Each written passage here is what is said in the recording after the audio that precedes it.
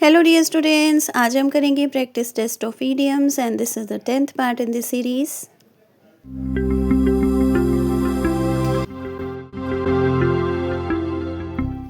Number 1, devil quoting the Bible. सोचिए इस idiom का मीनिंग क्या होगा। अभी आपके सामने दो ऑप्शंस आ रही हैं, गुड थिंग्स बीइंग ट्विस्टेड या फिर बैड थिंग्स बीइंग ट्विस्टेड। जब आप अच्छी बातों को तोड़ मरोड़ कर बताते हो या फिर बुरी बातों को तोड़ मरोड़ कर बताते हो, इनमें से फर्स्ट ऑप्शन करेक्ट है। आई होप आपको ये आता था आंसर। तो अब हम देखते हैं number 2, the devil is in the details.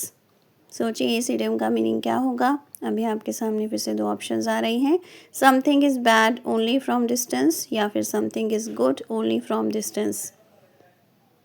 इन दोनों ऑप्शंस में से कौन सी ऑप्शन करेक्ट लग रही है आपको? इनमें से सेकंड ऑप्शन करेक्ट है। ओके, अगर आपको ये आंसर आता था, आपका करेक्ट है, तो आपने अपने आप को 1 मार्क देना है ज़रूर। अब हम देखते हैं next, other fish in the sea. Other fish in the sea का मीनिंग क्या होता है? मोर अपॉर्चुनिटीज़ या फिर लेस अपॉर्चुनिटीज़। अपॉर्चुनिटीज़ का मीनिंग होता है मौका मिलना किसी चीज़ के लिए। ओके, तो यहाँ पर आपने फर्स्ट ऑप्शन को करेक्ट करना है। अब हम देखते हैं number 4, bounce off the walls. Bounce off the walls का मीनिंग क्या होगा? एनर्जेटिक या फिर एक्सट्रीमली एनर्जेटिक। जब आप बहुत ही ज़्यादा एनर्जी से भरे हुए होते हो, उसे हम कहते हैं एक्सट्रीमली एनर्जेटिक।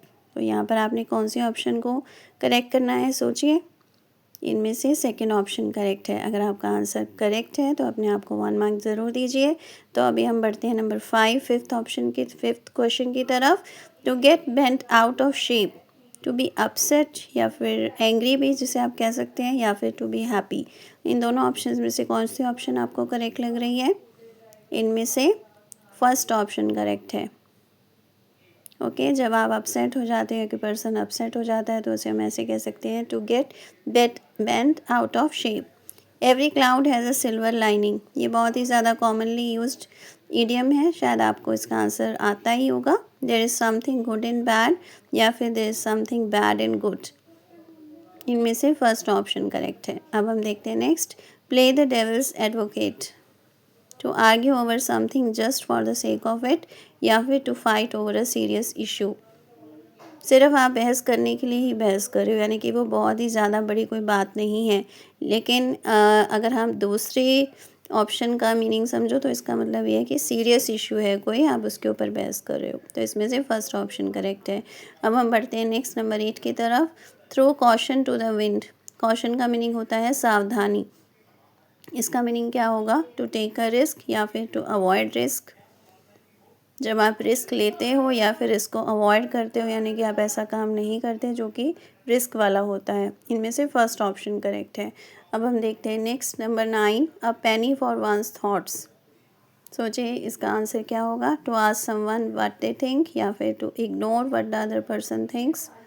जब आप किसी को पूछते हो कि वो क्या सोचता है किसी बात के बारे में, या फिर इग्नोर कर देते हो कि कोई पर्सन क्या सोच रहा है। इनमें से फर्स्ट ऑप्शन करेक्ट है। ओके, तो चलिए अब हम बढ़ते हैं नंबर 10 की तरफ। Bite off more than you can chew.